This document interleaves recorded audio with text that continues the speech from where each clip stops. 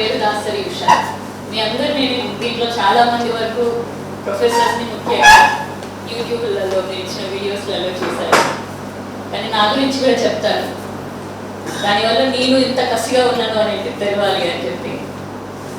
మా అమ్మ నాన్న పద్మశాలి, అమ్మ పడ్డ. ఎప్పుడో ఇంటర్ క్యాస్ట్ మ్యారేజ్ చేసుకున్నారు. ఊరు నుంచి వెళ్ళగొట్టి వరంగల్లో సెటిల్ అయ్యారు. దాని తర్వాత మళ్ళీ రాజకీయ కోణంలో మళ్ళీ పెద్దపల్లికి వెళ్ళింది. తర్వాత మా అక్క ఐఐటి ధన్బాద్, నేను ఐఐటి ఖరగ్పూర్, తమ్ముడే ఐఐటిలో వర్క్. అమ్మ నాన్న అంత పట్టుదలతోటి కసిగా కుల వివక్షకి గురైనాను కాబట్టి మమ్మల్ని ఇంట్లోనూ ఒకట్లా మంచిగా చదివితే రెస్పెక్ట్ వస్తుంది అని చదివించారు. మా నాన్న కూడా అంతే విధంగా బిజినెస్లో ఎదిగి ఎంత ఎదిగినానంటే కొన్ని వందల ఎకరాల భూములు ఉన్నాయి మా దగ్గర, ఆస్తి ఉంది. కానీ రీసెంట్గా నేను బిఎస్పి 8 years బ్యాక్ జాయిన్ అయినా. ప్రవీణ్ సార్తో పాటు ఆయన గైడెన్స్లో ముందుకెళ్తాం. తర్వాత ఎలక్షన్స్ కంటెస్ట్ చేసిన సమ్ అమౌంట్ ఆఫ్ ఓట్స్ వచ్చినాయి. దాని తర్వాత ఎలక్షన్స్ అయిపోయిన తర్వాత ఇక్కడనే ఒక బీజేపీ, ఒక రెడ్డి సామాజిక వర్గానికి చెందినటువంటి వ్యక్తి ధీరజ్ రెడ్డి నాన్నని పిలిచి ఈయనకి కాంట్రాక్ట్, ఈయన సబ్ కాంట్రాక్టర్ మా నాన్న, ఆయన దగ్గర కొన్ని లక్షల రూపాయలు చెల్లించేది ఉంటే దగ్గర ₹1 కోటి అనుకోండి. పిలిచిన తర్వాత బందీ చేసి ఊళ్ళో దాడి చేయడం జరిగింది. వెరీ రీసెంట్ 1.5 year ఎలక్షన్స్ అయిపోయిన తర్వాతనే. నువ్వు ఎమ్మెల్యే పోటీ చేస్తే నేను భయపడాలా, నీ బిడ్డ ఎమ్మెల్యేగా చేస్తే నేను భయపడతానని అనుకున్నావా? పైసలు ఇచ్చేది ఎక్కొట్టడానికి పిలిచి మరి ఈ విధంగా దాడి చేసి, దాడి చేసిన తర్వాత నేను రాజకీయంగా ఉన్నా, నాకు బలం ఉంది కావచ్చు అని అనుకున్నా. నా క్యాడర్ మొత్తం తెలిసిన వెంటనే వచ్చింది. వందలాది మంది చైతన్యపురం పోలీస్ స్టేషన్ బయట ఒక 200-300 మంది దాకా మొత్తం కూర్చొని మా నాన్నకి వచ్చినటువంటి బ్లడ్ మార్క్స్ ఉన్నటువంటి షర్ట్ని కూడా చూయించి మరి ఇంకా మీరు ఎఫ్ఐఆర్ కూడా పెట్టలేదు కనీసం. అసలు ధీరజ్ రెడ్డి ఏడి అని 300 మంది కూర్చుంటే, ఇది ఆఫ్టర్ 1 day. ఆ 1 day ఇన్సిడెంట్ జరిగిన తర్వాత నైట్కి జరిగితే ఒక రోజు ఆగి నెక్స్ట్ డే వెళ్ళినాం. అంటే సమ్వేర్ 30 hours తర్వాత కూడా ఎఫ్ఐఆర్ ఫైల్ కాలేదని చెప్పేసి కూర్చుంటే, ఆ రోజు కూడా పొద్దున్న నుంచి రాత్రి వరకు 200 మంది కూర్చున్నాం పోలీస్ స్టేషన్ పైన. అప్పుడు ఏసీపీ గారు ఒకరికి పంపించి ధీరజ్ రెడ్డిని రమ్మని చెప్పి రిమాండ్లోకి తీసుకుంటాము అని చెప్పి పొద్దున్న నుంచి సాయంత్రం వరకు కష్టపడితే కానీ కనీసం ఎఫ్ఐఆర్ నమోదు కాలేదు. సో ఇట్లా అవుతుంది కదా అని చెప్పి నెక్స్ట్ డే సరే ఎఫ్ఐఆర్ రిమాండ్లోకి తీసుకుంటారు కదా అని అనుకున్నాం. రిమాండ్లోకి మళ్ళీ బెయిల్, అదే ఇన్స్టెంట్ రిమాండ్లోకి తీసుకున్నారు, బెయిల్ ఇన్స్టెంట్ బయటకు వచ్చేసి స్టేషన్ బెయిల్, జ్యుడిషియల్ బెయిల్ అక్కడనే, జ్యుడిషియల్ దగ్గరనే బెయిల్ వచ్చింది. దాని తర్వాత నేను మై హస్బెండ్ అతను మున్నూరు కాపు సామాజిక వర్గానికి చెందినటువంటి. సో నేను already Mahesh Bhagwat sir ADGP గారిని నేను కలిసిన, కొంచెం పరిచయం ఉంది.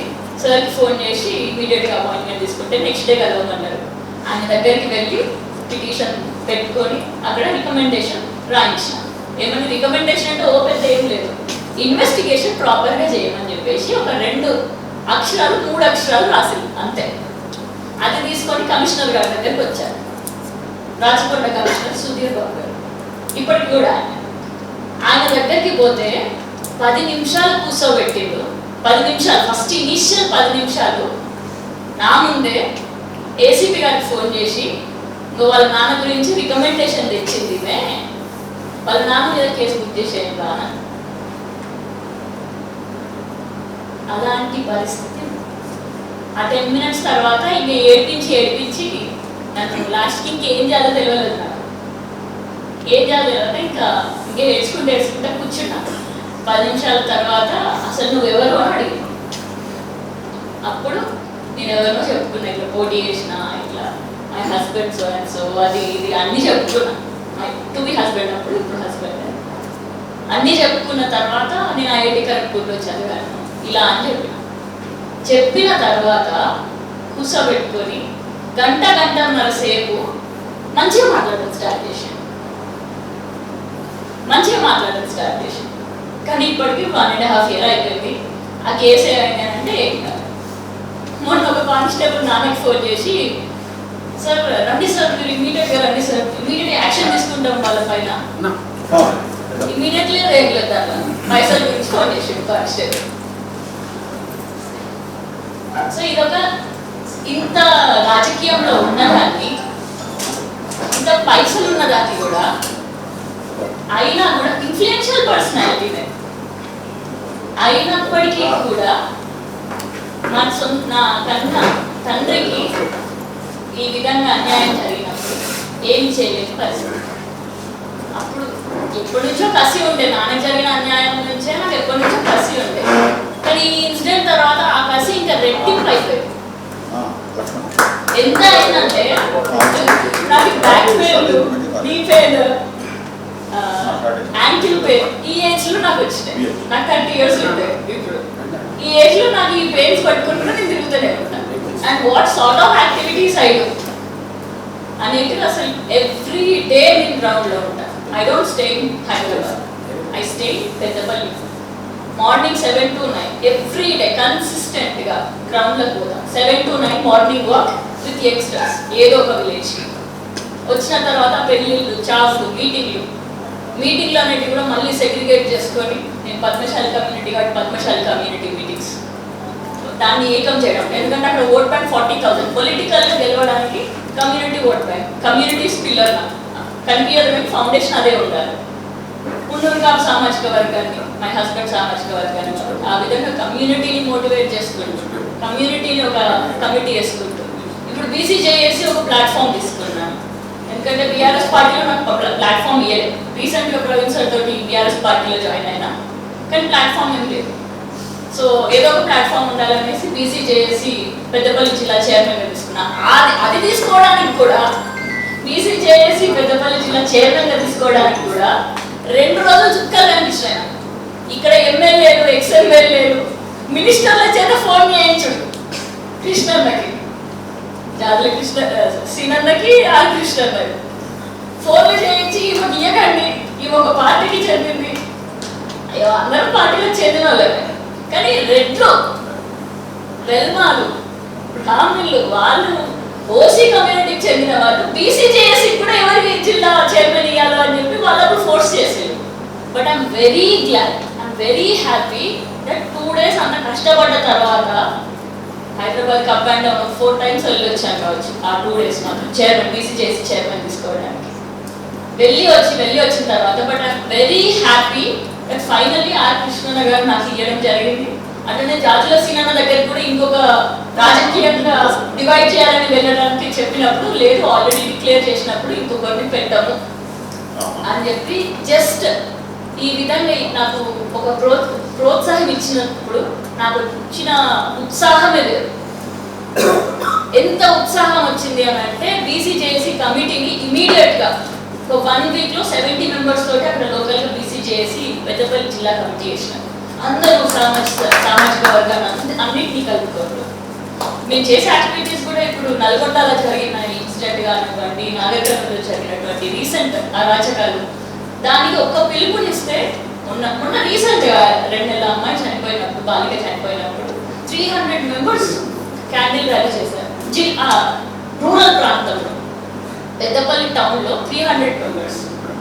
లాస్ట్ టైం రజక సామాజిక వర్గంతో చేసిన, ఈసారి పోయినసారి విశ్వకర్మలతో చేసిన.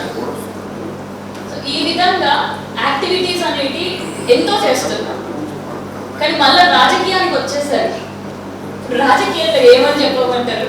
ఇప్పుడు కాంగ్రెస్ పార్టీలో యశస్వి రెడ్డి కరెక్ట్ 1 నెల ముందు రావచ్చు. I don't think she know how many villages are present in her constituency.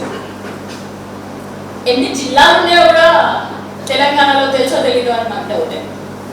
ప్రజలు ఏ బాధలు పడుతున్నారో అని తెలుసా తెలియదా, అసలు వాళ్ళ కాన్స్టిట్యుయెన్సీలోనే, వాళ్ళ ఊర్లోనే ఎన్ని బాధలు ఉన్నాయో తెలుసా తెలియదా అని నాకు డౌట్. కానీ అట్లాంటి పారాషూట్గా వచ్చి 1 నెల రోజులలో ఎమ్మెల్యే అవ్వగలిగింది. టికెట్ తెచ్చుకోవడం అయింది, విన్ అవ్వడం కూడా జరిగింది. ఎందుకంటే వాళ్ళకి అంత ఆస్తుంది, అందరినీ కొనిపడేసేయచ్చు. నాకుంది ఆస్తి, ఇక్కడ అందరినీ కొనిపడేసే అంతుందా, గుట్టంతుందా? వాళ్ళ అత్తమ్మకేమో ఐలాండ్ ఉందా? కానీ మనకు అంత లేదు. సో రాజకీయంగానే ఫైనల్ ఏ సాధించాలన్నా రాజకీయంగానే అని నాకు తెలుసు. ఫైనల్ ఇవన్నీ కూడా సాధించాలన్నా మళ్ళీ రాజకీయంతో సాధ్యమవుతుంది.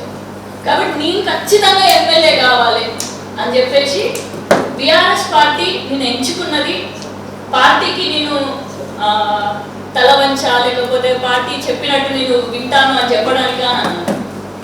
పార్టీని ఉపయోగించుకొని అని అంట. అది కేవలం నేను మాత్రమే కాదు, రెడ్లు కూడా చేసేది అదే, దొరలు కూడా చేసేది అదే. ఈ పార్టీకి వస్తే మనం చూడలేదా ఇప్పుడు బీఆర్ఎస్ పార్టీ అయిపోయింది, కాంగ్రెస్ పార్టీ వచ్చిన వెంటనే చేంజ్ ఇమీడియట్గా చేంజ్ చేసేసి. ఎందుకంటే ఇక్కడ ఆపర్చునిటీస్ ఉన్నాయి, ఆపర్చునిటీస్ కోసం వాళ్ళు పార్టీలను ఉపయోగించుకుంటున్నారు. సో వై నాట్ వి అన్న అసలు తిరుమలలో ఒక పార్టీ పెట్టినప్పుడు ఇమీడియట్గా అన్న క్రేజీ అసలు బీసీల కోసం పార్టీ పెట్టి నేను కూడా పోవాలి ఏదో ఒక రోజు అని అనుకున్నా. కానీ ఇప్పుడు పోయే ఛాన్స్ ఉందా? లేదు. ఎందుకు? ఏదైనా మళ్ళొక రిస్క్ తీసుకోవాలనుకోలేదు. నా లోపల థాట్స్ నిర్మోహమాటంగా చెప్తున్నాను. ఎందుకంటే ఇక్కడ అందరూ కూడా బీసీలకు సపోర్ట్ చేసే నాయకులే. ఇంటర్నల్గా మీకు కూడా అన్ని తెలుసు. నేను కూడా కల్మషం లేకుండా మాట్లాడదాం అనుకుంటున్నాను. నేనే మాట్లాడకపోతే ఇంకా పెద్ద పెద్ద నాయకులు ఏమి మాట్లాడుతున్నారు? 30 సంవత్సరాలు ఉన్న నేనే కల్మషం లేకుండా మాట్లాడకపోతే రాజకీయంగా 6-7 సంవత్సరాలు అంటే చిన్న పాపలే నేను రాజకీయంగా చెప్పాలంటే. అందుకనే ఇంత కల్మషంగా కుల్లాగా చెప్తున్నాను. కానీ మళ్ళీ ఒక రిస్క్ తీసుకొని చేయాలని లేదు. నాకు రియాలిటీలో ఉండి డెసిషన్స్ తీసుకోవాలని ఉంది. సో ఆ రియాలిటీలో ఇప్పుడున్న పరిస్థితుల్లో ఎస్ ఐ ఫెల్ట్ బీఆర్ఎస్ ఆపోజిషన్లో ఉంది కాబట్టి నేను ఈ పార్టీలో ఉంటే నాకు ప్రవీణ్ సార్ ఉన్నాడు, టికెట్ ఇప్పించడానికి ఒక తోడు నీడ, ఒక బలమైన రాష్ట్ర నాయకత్వం. ఇది నా పరంగా ఆలోచిస్తే అక్కడ పెద్దపల్లి పరంగా ఆలోచిస్తే దాసరి మనోహర్ రెడ్డి గారు, ఆయన ఆల్రెడీ 75+, మళ్ళీ వచ్చే తరం కూడా కష్టమే అని అనిపించింది. సో నేను కొట్టే అవకాశం ఎక్కువ ఉంది, టికెట్ తెచ్చుకునే అవకాశం ఎక్కువ ఉంది అని అనిపించి ఆ విధంగా నేను బీఆర్ఎస్ని ఉపయోగించుకొని ఖచ్చితంగా ఎమ్మెల్యే కావాలని అనుకుంటున్నాను. సో దీస్ ఆర్ మై ఓపెన్గా నేను చెప్తున్నాను sir. Everything I put everything as open book. So మీరందరూ కూడా నాకు ఏమన్నా సజెషన్స్ ఇవ్వాలన్నా ఏది ఉన్నా కూడా ఓపెన్గా చెప్పాలని కోరుకుంటూ and very thank you for calling me to this meeting. ఇంకా మీరందరూ కూడా మాకు ఓపెన్గా సహాయం చేయడానికి, ఓపెన్గా మీటింగ్స్, ఓపెన్ ఇట్లా వీడియోస్ పరంగా కాకుండా క్లోజ్ మీటింగ్స్ కూడా కొన్ని పెట్టాలి అని చెప్పేసి నేను మనస్ఫూర్తిగా కోరుకుంటున్నాను. So that you can suggest open. ఎంత క్లోజ్డ్గా ఉంటే మీటింగ్ అంత ఓపెన్గా ఉంటుంది. ఇప్పుడు చెప్పినటువంటి ముచ్చట్లు నేను ఎక్కడ చెప్పలేదు. మా నాన్నతో కొన్ని విషయాలు చెప్పలేదు. I want to forget few things, don't want to relieve few things. So ఇట్లాంటి మీటింగ్స్ ఇంకా పెడతారు అని చెప్పేసి కోరుకుంటూ thanks for giving me this opportunity. Usha గారు